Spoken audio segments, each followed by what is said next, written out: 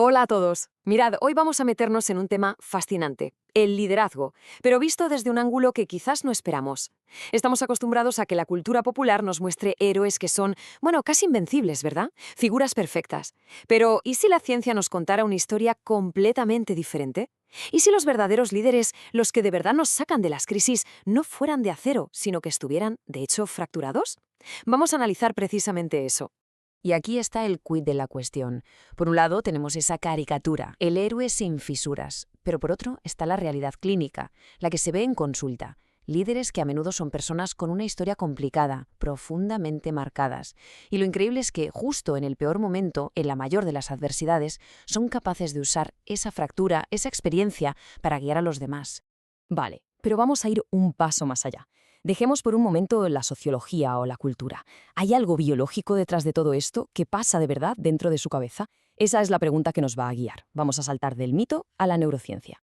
A ver, para poder entender la figura del líder, lo primero es entender qué es una crisis a nivel cerebral, porque una crisis no es solo algo que pasa ahí fuera, en la sociedad, no, es una auténtica tormenta neurológica. Y en el epicentro de esa tormenta, en el cerebro de cada persona del grupo, lo que manda es el miedo. Pensemos en esta secuencia. Es casi como una reacción en cadena, una cascada de pánico. Primero aparece una amenaza, y el miedo que genera no se queda en una sola persona, no, se contagia como un virus gracias a nuestras neuronas espejo. De repente, todo el sistema se inunda de cortisol, que es la hormona del estrés. Y el resultado es demoledor. La corteza prefrontal, nuestro centro de mando, la parte racional del cerebro, básicamente se apaga, se desconecta. Y en ese preciso instante, el grupo, como colectivo, deja de pensar. Pierde por completo su capacidad de tomar decisiones lógicas. Y es justo en este caos donde aparece la figura del líder, no como un jefe, sino como una solución biológica. Desde el punto de vista de la neurociencia, el líder no es el que da órdenes y ya está. Es lo que llamamos un regulador alostático.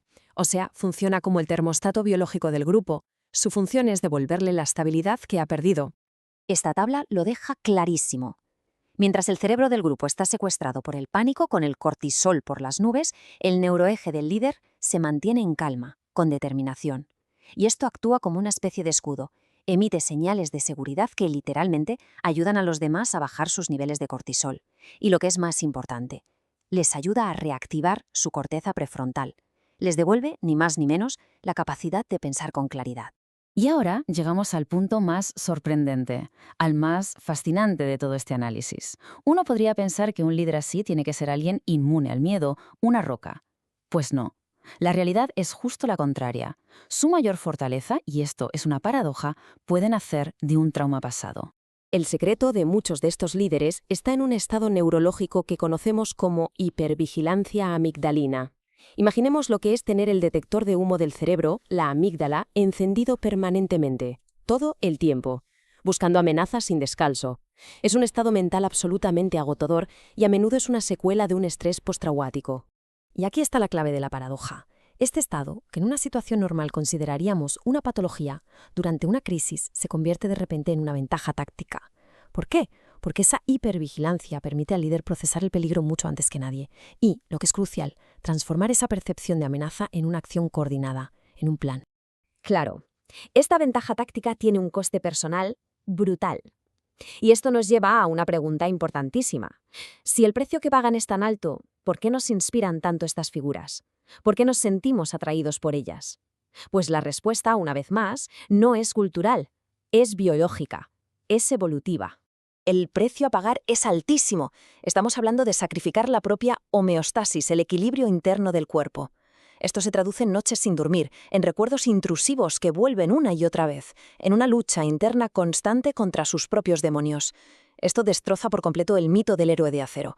Lo que tenemos es, más bien, un especialista en gestionar el dolor de los demás a costa del suyo propio. Y esa inspiración que sentimos al verlos no es magia, es un eco de nuestra evolución. Cuando presenciamos un acto de sacrificio por el bien del grupo, nuestro cerebro nos da una recompensa, libera oxitocina, que es la hormona del vínculo social, y dopamina, la del refuerzo. Es un mecanismo biológico muy antiguo, diseñado para una cosa: fortalecer los lazos del grupo y asegurar la supervivencia de la tribu.